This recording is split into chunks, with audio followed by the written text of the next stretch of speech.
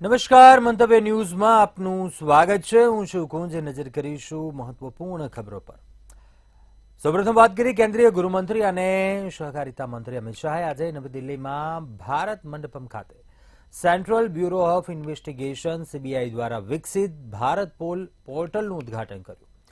અમિત શાહે 35 પુરસ્કાર વિજેતા સીબીઆઈ અધિકારીઓને પોલીસ મેડલ પણ અર્પણ કર્યા, જેમને વિશિષ્ટ સેવા માટે રાષ્ટ્રપતિ પોલીસ મેડલ અને તપાસમાં શ્રેષ્ઠતા માટે ગૃહમંત્રી મેડલથી સન્માનિત કરવામાં આવ્યા હતા। અને આ પ્રસંગે કેન્દ્રીય ગૃહ સચિવ, સીબીઆઈના ડાયરેક્ટર, ડીઓપીટીના સચિવ સહિત અનેક મહાનુભાવો પણ ઉપસ્થિત રહ્યા હતા।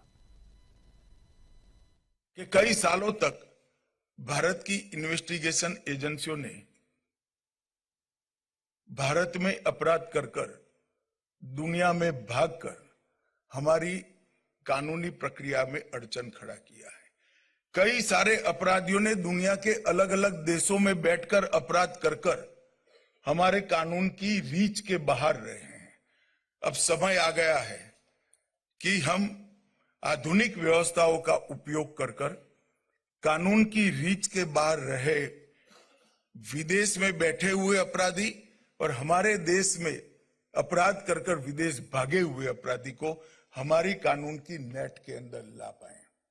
हमने 3 जो क्रिमिनल जस्टिस सिस्टम की संहिताएं बनाई हैं, इसके अंदर हमने ट्रायल इन एब्सेंसिया का एक नया प्रावधान जोड़ा है।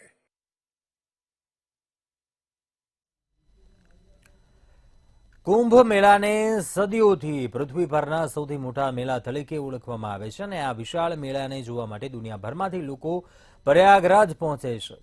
કુંભ મેળા દરમિયાન પ્રયાગરાજના ત્રિવેણી સંગમ પર લાખો શ્રદ્ધાળુઓ ડૂબકી લગાવતા હોય છે। શું છે વધુ માહિતી જોઈશું આ ખાસ અહેવાલમાં।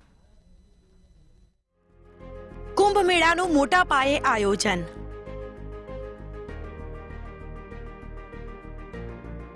કુંભ મેળામાં સાધુ સંતોનું થશે આગમન।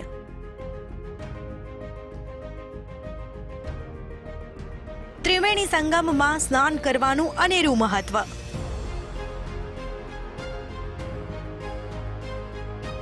મહાકુંભમાં સ્નાન કરવાથી વ્યક્તિને થાય છે મોક્ષની પ્રાપ્તિ।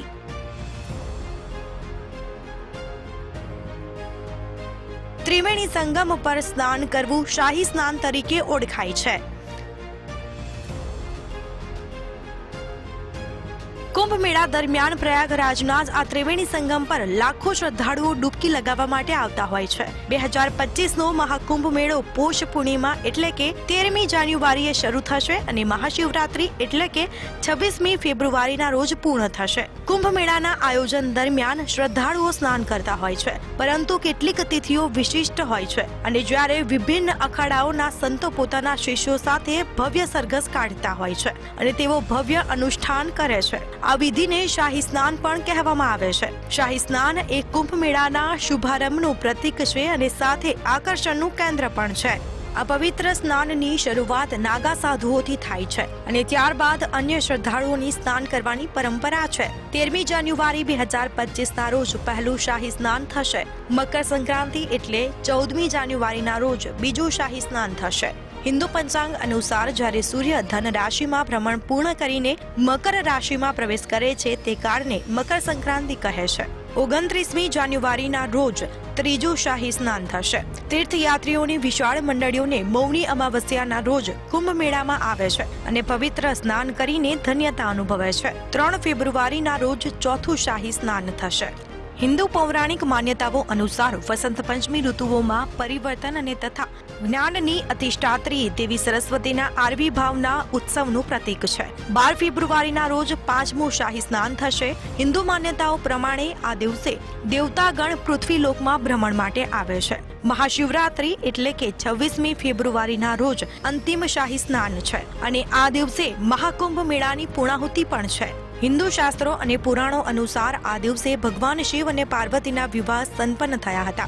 આ કુંભનું અંતિમ સ્નાન પણ છે। હિન્દુ માન્યતાઓ અનુસાર આ દિવસે સ્નાન કરવાથી અને શિવલિંગની પૂજા અર્ચના કરવાથી પુણ્યની પ્રાપ્તિ થાય છે। બ્યુરો રિપોર્ટ, મંતવ્ય ન્યૂઝ।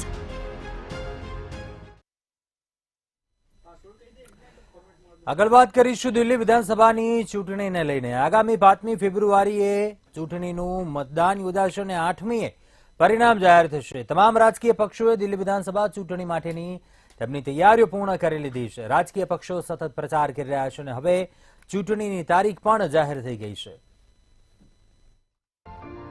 દિલ્હીમાં રાજકીય યુદ્ધ. દિલ્હી વિધાનસભા ચૂંટણીની તારીખ જાહેર. તમામ 70 બેઠક પર એક તબક્કામાં મતદાન. 5 ફેબ્રુઆરીએ દિલ્હીમાં મતદાન થશે.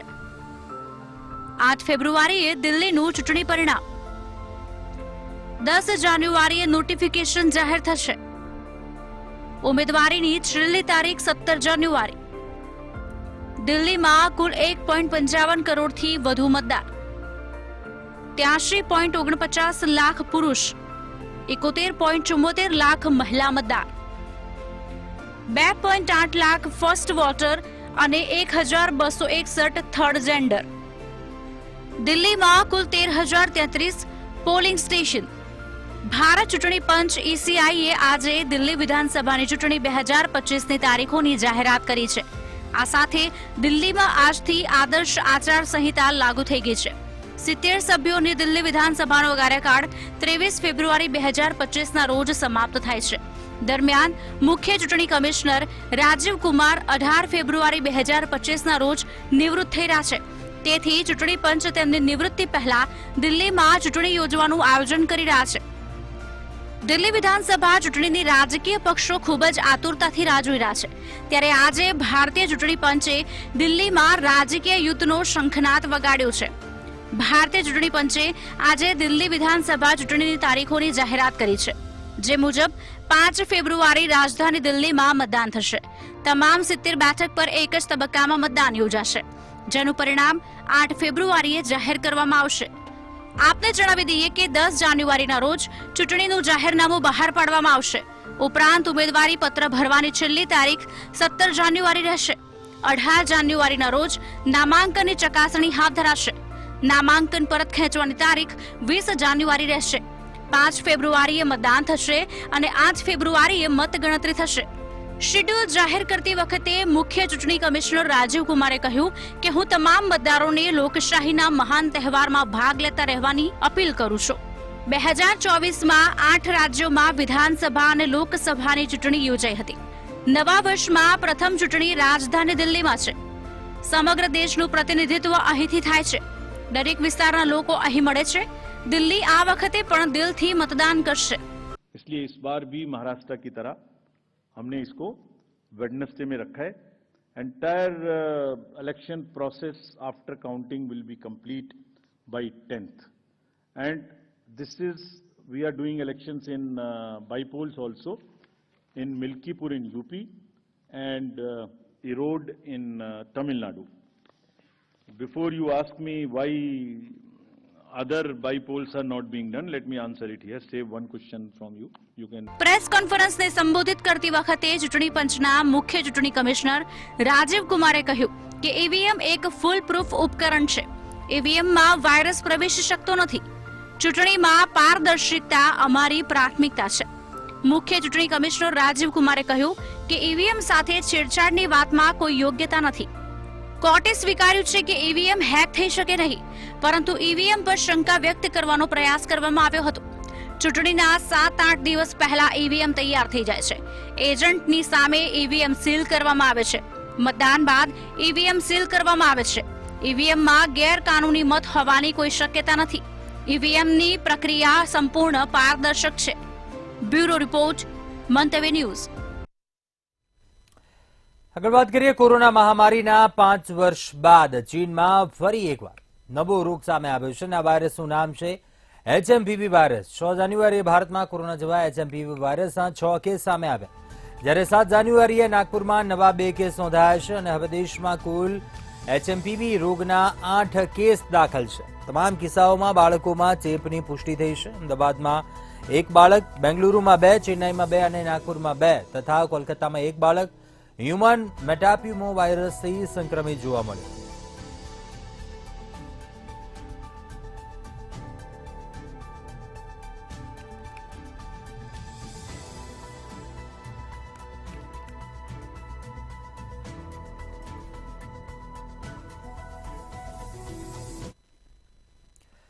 ભાજપ લઘુમતી મોરચાના રાષ્ટ્રીય અધ્યક્ષ જમાલ સિદ્દીકીએ ઇન્ડિયા ગેટનું નામ બદલીને ભારત માતા દ્વાર કરવાની માંગ કરી છે. જમાલે વડાપ્રધાન મોદીને એક પત્ર લખ્યો હતો, જેમાં તેમણે કહ્યું કે નામ બદલવું એ દેશના 10,000 શહીદ જવાનોને સાચી શ્રદ્ધાંજલિ હશે. જમાલે કહ્યું, તમે ક્રૂર મુગલના નામ પર બનેલા ઔરંગઝેબ રોડનું નામ doctor APJ Abdul Kalam road રાખ્યું છે. ઇન્ડિયા ગેટ પર જ્યોર્જ પંચમની પ્રતિમાને હટાવીને તેના સ્થાને નેતાજી સુભાષચંદ્ર બોઝની પ્રતિમા સ્થાપિત કરવામાં આવી હતી.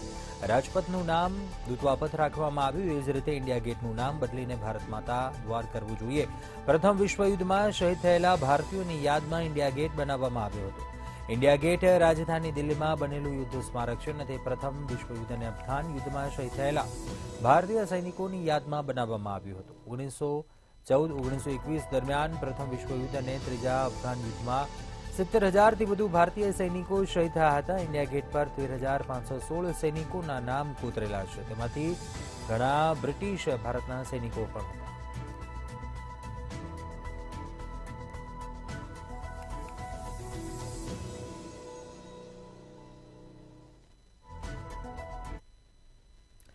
ઉત્તર ભારતના રાજ્યોમાં તીવ્ર ઠંડીની અસર યથાવત જોવા મળી રહી છે. દેશના 16 રાજ્યોમાં પણ ગાઢ ધુમ્મસની અસર જોવા મળી છે. હવામાન વિભાગના જણાવ્યા પ્રમાણે પંજાબ, જમ્મુ, ઉત્તર પ્રદેશ અને બિહારના કેટલાક જિલ્લાઓમાં વિઝિબિલિટી ઘટીને શૂન્ય થઈ ગઈ છે, જેને કારણે ઘણી ફ્લાઇટો પણ મોડી પડી હતી અને ટ્રેનોને પણ જે સમયસર સ્ટેશન પર પહોંચી શકી ન હતી. ઉત્તર પ્રદેશમાં ઠંડીને કારણે છેલ્લા 48 કલાકમાં 25 લોકોના મોત થયા છે. તો છેલ્લા 24 કલાકમાં 10ના મોત થયા. કટિહાર અને પૂર્ણિયા સહિત બિહારના 20 જિલ્લાઓમાં કોલ્ડ વેવનું એલર્ટ જારી કરાયું છે. જમ્મુ કાશ્મીરના ગુલમર્ગ, સોનમર્ગમાં લગભગ 2 ફૂટ હિમવર્ષા થઈ અને જેને કારણે અનેક રોડ તેમજ હાઈવે બંધ પણ કરવામાં આવ્યા છે.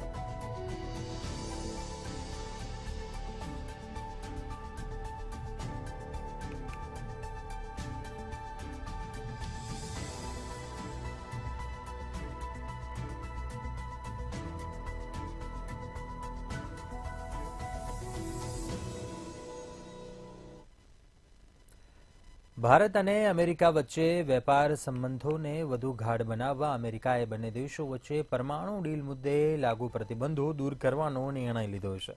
અમેરિકા ભારતીય પરમાણુ કંપનીઓ અને અમેરિકન કંપનીઓ વચ્ચે જોડાણ સ્થાપિત કરવાના ઉદ્દેશ સાથે પ્રતિબંધો દૂર કરશે. અમેરિકાના નેશનલ સિક્યુરિટી એડવાઇઝર જેક સુલિવાને આ અંગે માહિતી આપી. જો બાઇડને એડમિનિસ્ટ્રેશનના ટોચના અધિકારીઓએ ભારતના સુરક્ષા સલાહકાર અજીત ડોભાલ અને વિદેશ મંત્રી અજય શંકર સાથે બેઠક કરી હતી.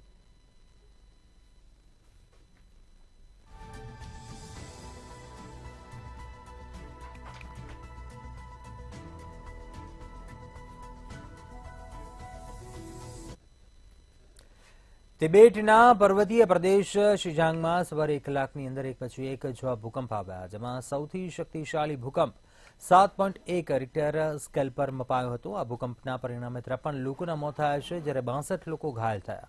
આ ભૂકંપને કારણે તિબેટના શિગાત્સે શહેરમાં મોટું નુકસાન થયું છે, તો અનેક ઇમારતો, ઇન્ફ્રાસ્ટ્રક્ચરનો પૂરો નાશ થયો. આ ભૂકંપનું કેન્દ્રબિંદુ તિબેટના શિજાંગમાં જમીનથી 10 કિલોમીટર નીચે હતું. આ ભૂકંપનું પરિબળ માત્ર તિબેટ સુધી મર્યાદિત ન હતું. પડોશી દેશ જ્યાં નેપાળ, બાંગ્લાદેશ, ભૂટાનના અનેક વિસ્તારોમાં પણ આંચકા અનુભવાયા હતા. બિહાર તેનાથી સૌથી વધુ પ્રભાવિત થયું હતું. આ સિવાય આસામ, સિક્કિમ, પશ્ચિમ બંગાળના અનેક ભાગોમાં પણ ભૂકંપના આંચકા અનુભવાયા હતા. આ દરમિયાન ભયભીત લોકો ઘરની બહાર દોડી આવ્યા હતા.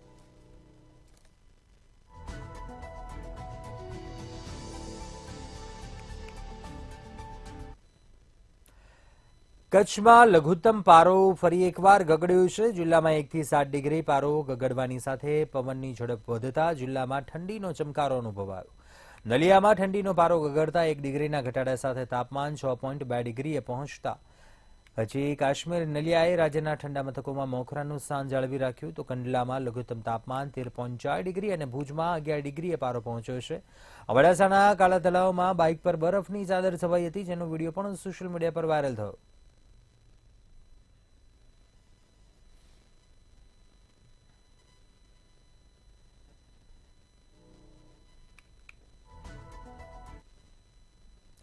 બનાસકાંઠા જિલ્લાના વડગામના ધનપુરા ગામે સળગી ગયેલી કારમાં માનવ કંકાલ મળેલ કેસમાં નવો ખુલાસો થયો છે. પોલીસની તપાસમાં સળગી ગયેલી કારના માલિક ભગવાન રાજપૂતે પોતાના કરોડોના વીમાની પોલિસી પાસ કરવાની લાલચમાં પોતાની હોટલના એક શ્રમિકનું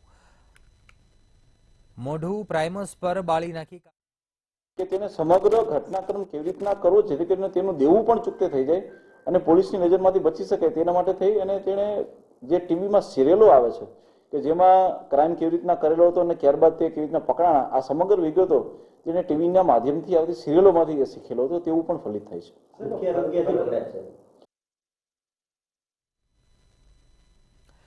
નર્મદા જિલ્લાના તિલકવાડા નગરના કાછિયાપાડ વિસ્તારમાં શ્રીમદ ભાગવત કથાનું આયોજન કરવામાં આવ્યું છે. તિલકેશ્વર મહાદેવ મંદિર ખાતે આજથી એક સપ્તાહ માટે શ્રીમદ ભાગવત કથાનું આયોજન કરવામાં આવ્યું છે. તિલકવાડાના નગરજનોને જોયદેવ શાસ્ત્રીજીના મધુર કંઠે શ્રીમદ ભાગવત કથા સાંભળશે. ભાગવત કથાનો શુભારંભ થતા ભક્તો અનેરી ભક્તિમાં ખોવાયેલા જોવા મળી રહ્યા છે. આ ભાગવત કથા સાંભળવા માટે નગરજનો અને આસપાસના વિસ્તારના લોકો મોટી સંખ્યામાં ઉમટી પડ્યા.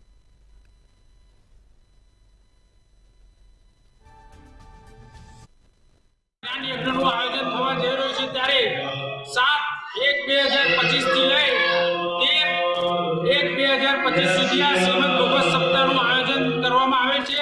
તો આ ભગવત સપ્તાહમાં સૌ જોડાય અને એનો મોટી સંખ્યામાં લાભ લે એવી સૌ ધર્મપ્રેમી જનતાને અપીલ કરવા માંગુ છું.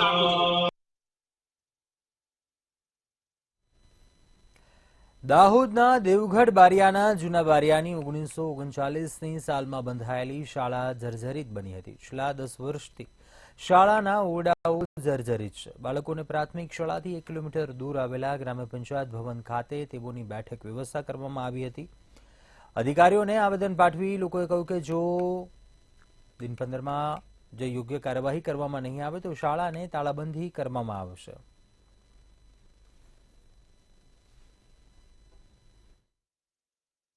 દેવગઢ બારિયા તાલુકાનું જૂના બારિયા ગામ આવેલું છે. જૂના બારિયા ગામ જે છે એમાં પ્રાથમિક શાળા આવેલી છે. પ્રાથમિક શાળાની અંદર 1 થી 8 ધોરણ ચાલુ છે, જેમાં 177 જેટલા બાળકો અહીંયા અભ્યાસ કરે છે.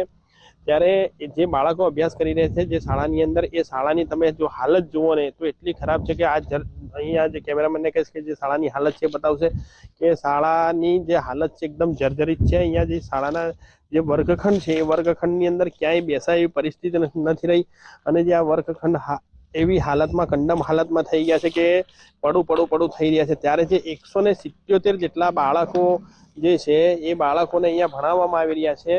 એ બાળકોને બેસવા માટેની કોઈ જગ્યા નથી. જે ચોમાસાની અંદર, શિયાળાની અંદર, ઉનાળાની અંદર જે દરેક વખતે જ્યારે દરેક સિઝનમાં બાળકોને બેસવા માટે અનેક અગવડતા ઊભી થવામાં આવી છે. ત્યારે હાલમાં જે બાળકો જે અભ્યાસ કરવા માટે આવે છે તેને જે શિક્ષકો દ્વારા અહીં નજીકના એક સમાજ ઘર છે તેમાં તેઓને રાખવામાં આવ્યા છે, ભણાવવા માટે લઈ જવામાં આવે છે. ત્યારે અહીંયાથી 1 કિલોમીટર દૂર જેટલું જે એ સમાજ ઘર આવેલું છે એમાં લઈ જવામાં આવે છે અને એ સમાજ ઘરની અંદર પણ બેસવાની એટલી બધી વ્યવસ્થા નથી અને જે બાળકોને અહીંથી લઈ જવામાં અનેક અગવડતા ઊભી થઈ રહી છે. ત્યારે આપણી સાથે જે અહીંના ગ્રામજનો છે આપણી સાથે ઉપસ્થિત છે, એમને પૂછીશું. શું નામ તમારું? મારું નામ બારિયા કેશવભાઈ નવલસિંહ.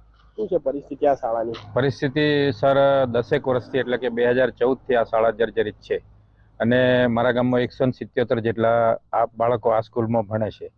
હવે એમને બેસવા માટેની 3 સિઝનમાં તકલીફ પડે છે.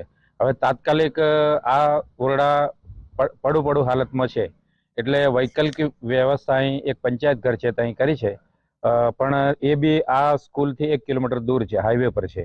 હવે સર બાળકોને અહીંથી ત્યાં લઈ જવાના, પાછા લાવવાના, બપોરનું જે મધ્યાહનનું ભોજન છે એ પણ અહીંયાથી સંચાલકોને ત્યાં આપવા જવાનું અને આ જે દેવગઢ બારિયાથી ઉદયપુર જતો હાઈવે છે, હાઈવે પર ઉદયપુરથી રેતીના ભરેલા ડમ્પરો અઢળક દોડતા હોય છે, તો ક્યારેક આવો એક્સિડન્ટ થવાનો ભય પણ રહે છે. એટલે ઘણી બધી મુશ્કેલીઓ છે સર. આ સ્કૂલ જેમ બને તેમ વહેલી તકે બને તો સારું એવી અમારી ગ્રામજનોની આશા છે સાહેબ. અત્યારે આપણી સાથે બીજા પણ એક ગ્રામજનો અહીં ઉપસ્થિત છે, એમને પણ પૂછ્યું. શું કહેવું છે તમારું આ બાબત? અમારી જૂના બારિયા પ્રાથમિક શાળાની અંદર જર્જરિત હાલતમાં છે, તો વહેલી તકે બને એવી અમારી માંગ છે. જે ગ્રામજનો દ્વારા જે માંગણી કરવામાં આવી રહી છે કે આ જે જર્જરિત સ્કૂલ છે વહેલી તકે બને ત્યારે જે હાલમાં જ ગ્રામજનો દ્વારા અહીંયા તાલુકા પંચાયતથી શિક્ષણ વિભાગથી લઈને અનેક રજૂઆતો કરવામાં આવી હતી, લેખિત રજૂઆતથી લઈને આવેદનપત્ર આપવામાં આવ્યા હતા, ત્યારે આજ દિન સુધી આ જે ના બન્યું અને કોઈ પણ જે તંત્ર દ્વારા જો કાર્યવાહી હાથ ન ધરવામાં આવી ત્યારે જે ગ્રામજનો દ્વારા જિલ્લા કલેક્ટર સુધી તેમને આવેદનપત્ર આપ્યું છે। ત્યારે હવે જો આ જિલ્લા કલેક્ટરને આવેદનપત્ર આપતા જો આ સ્કૂલ બનશે કે કેમ તે જોવાનું રહ્યું, ત્યારે તંત્ર દ્વારા વહેલી તકે આ સ્કૂલ બનાવવામાં આવે તેવી ગ્રામજનોની માંગ ઉઠવા પામી છે। તો ગ્રામજનોની માંગને લઈને અને જે બાળકોના જે ભવિષ્યને લઈને અને જે બાળકો અહીંયાથી જે રસ્તા પરથી પસાર થાય છે એને લઈને જો તંત્ર દ્વારા વહેલી તકે અહીંયા ઓરડા બનાવવામાં આવે, સ્કૂલ બનાવવામાં આવે તેવી માંગ ઉઠવા પામી છે। મંતવ્ય ન્યૂઝ, રાહુલ મહેતા, દેવગઢ બારિયા। ગીર સોમનાથ ઉના શહેરના નાગરિકોની સતત સુખાકારી માટે સિટી બસ ટાટા મેજિક વ્હીકલનું લોકાર્પણ કરાયું। ઉના નગરપાલિકા ભવન ખાતે ઉનાના ધારાસભ્ય કાળુ રાઠોડના વરદસ્તે લોકાર્પણ કરવામાં આવ્યું હતું। આ તકે ચીફ ઓફિસર, જિલ્લા ભાજપ ઉપપ્રમુખ, નગરપાલિકાના પ્રમુખ સહિત નગરપાલિકાના અને સંગઠનના હોદ્દેદારો ઉપસ્થિત રહ્યા હતા।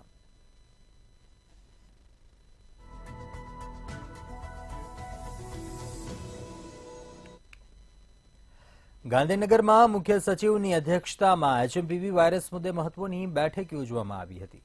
આ બેઠક આરોગ્ય વિભાગ મુખ્ય સચિવ ધનંજય ત્રિવેદી દ્વારા બોલાવવામાં આવી હતી, જેમાં એચએમપીવી વાયરસની વર્તમાન પરિસ્થિતિની ચર્ચા કરાઈ। ત્યારે આરોગ્ય વિભાગના પબ્લિક હેલ્થ એડી ડાયરેક્ટર પણ આ બેઠકમાં પહોંચ્યા હતા। રાજ્યનું આરોગ્ય કેન્દ્ર એચએમપીવી વાયરસને લઈને એલર્ટ બન્યું હતું, તેમજ આરોગ્ય વિભાગના તમામ અધિકારીઓ સાથે બેઠકમાં રાજ્યમાં નાના બાળકોની માહિતી અને હોસ્પિટલોમાં તૈયારી થતા ચાઇલ્ડ કેર હોસ્પિટલોમાં એચએમપીવીના કોઈ શંકાસ્પદ કેસ છે કે નહીં તેની સમીક્ષા કરવામાં આવી હતી।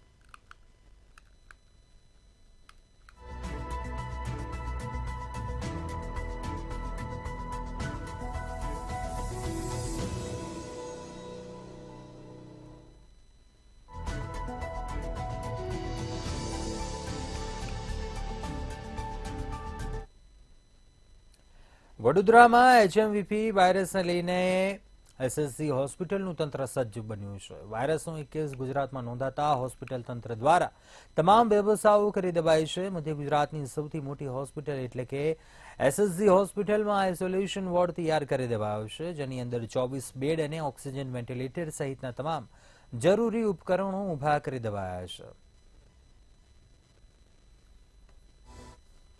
તમામ તંત્ર સજ્જ છે, પૂરતી માત્રામાં ઓક્સિજન બેડ અવેલેબલ છે, પૂરતી માત્રામાં વેન્ટિલેટર અવેલેબલ છે, પરંતુ કોવિડ જેટલો ખતરનાક વાયરસ નથી। અને મેં કીધું એમ કે મોટાભાગનું પોપ્યુલેશન આની સામે અંશત રોગ પ્રતિકારક શક્તિ ઉત્પન્ન કરી ચૂક્યું છે, એટલે ખૂબ ડરવાની જરૂર નથી। પરંતુ તંત્ર અને સર્વેલન્સ ટીમ ચાપતી નજર રાખી રહી છે। ઇન્ફ્લુએન્ઝા લાઇક ઇલનેસ અને સિવિયર એક્યુટ રેસ્પિરેટરી ઇલનેસીસનું પ્રમાણ કેટલું છે એની પર ચાપતી નજર છે। ખાસ કરીને શિયાળાના અંતભાગમાં અને વસંત ઋતુની શરૂઆતમાં રેસ્પિરેટરી વાયરસીસ, ખાસ કરીને influenza A virus, Covid virus, human metapneumo virus અને રેસ્પિરેટરી સિન્સિટિવ વાયરસના ઇન્ફેક્શન વધતા હોય છે અને એની પર તંત્રની નજર હોય છે। મોટાભાગના ડિસીઝ સ્ટાઇલ લિમિટેડ હોય છે અને મોટા કોમ્પ્લિકેશન વગર સારા થતા હોય છે। મેં કીધું એમ કે મોટી ઉંમરના સિનિયર સિટીઝન અને 6 મહિનાથી નાની ઉંમરના બાળકોમાં આનું જોખમ થવાની શક્યતા હોય છે।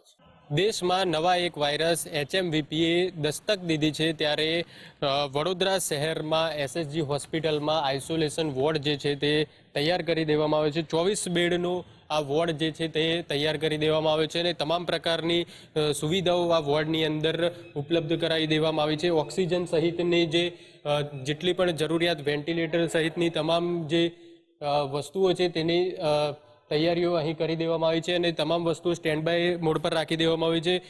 ઉલ્લેખનીય છે કે ગઈકાલે જ આરોગ્ય મંત્રી ઋષિકેશ પટેલ પણ વડોદરાના પ્રવાસે હતા અને તેમને પણ એસએસજી હોસ્પિટલ સહિત ગોત્રી હોસ્પિટલની પણ મુલાકાત લીધી હતી અને તમામ જે તેમના ધ્યાને જે વાતો આવી હતી તેને લઈને પણ કેટલાક સૂચનો કર્યા હતા। અને હાલ આજે આપ જે દ્રશ્યો જોઈ રહ્યા છો, આઇસોલેશન વોર્ડના દ્રશ્યો છે કે જ્યાં આગળ તમામ પ્રકારની વ્યવસ્થા કરી દેવામાં આવી છે। આઇસોલેશન વોર્ડની સામેની જ બાજુમાં દ્રશ્યો બતાવીશું આપને કે ઓક્સિજન પ્લાન્ટ પણ છે, જ્યાં આગળથી સમગ્ર ઓક્સિજનનો સપ્લાય પણ કરવામાં આવે છે। ત્યારે એસએસજી હોસ્પિટલમાં તકેદારીના ભાગરૂપે જે નવો વાયરસે દસ્તક દીધી છે અને ગુજરાતમાં પણ ગઈકાલે એક કેસ નોંધાયો હતો, તેને લઈને વડોદરા શહેરનું જે એસએસજી હોસ્પિટલનું તંત્ર છે તે પણ સાબદું બન્યું છે અને તમામ પ્રકારની જે તૈયારીઓ છે તે કરી દેવામાં આવી છે અને કોઈપણ પ્રકારના કેસ આવે તો તેની સામે જરૂરી તમામ જે ઓક્સિજન હોય કે પછી વેન્ટિલેટર હોય તમામ સુવિધાઓ અહીં ઉપલબ્ધ કરી દેવામાં આવી છે. ચોક્કસથી કહી શકાય કે અગાઉ જ્યારે કોરોના આવ્યો હતો ત્યારે કોરોનામાં પણ આ જ જગ્યા પર આઇસોલેશન વોર્ડ સહિતની તૈયારીઓ કરવામાં આવી હતી ને ઓક્સિજન પ્લાન્ટની પણ તૈયારીઓ કરવામાં આવી હતી. ત્યારે હવે વધુ એકવાર જ્યારે આ નવા વાયરસે દસ્તક દીધી છે ત્યારે એસએસજી હોસ્પિટલનું તંત્ર પણ એકદમ તૈયાર છે. કેમેરામેન કેતન સિંધે સાથે દર્શન ચૌધરી, મંતવ્ય ન્યૂઝ, વડોદરા. અત્યારે હાલ બુલેટિનમાં બસ આટલું. વધુ સમાચાર માટે આપ જોતા રહો મંતવ્ય ન્યૂઝ. નમસ્કાર.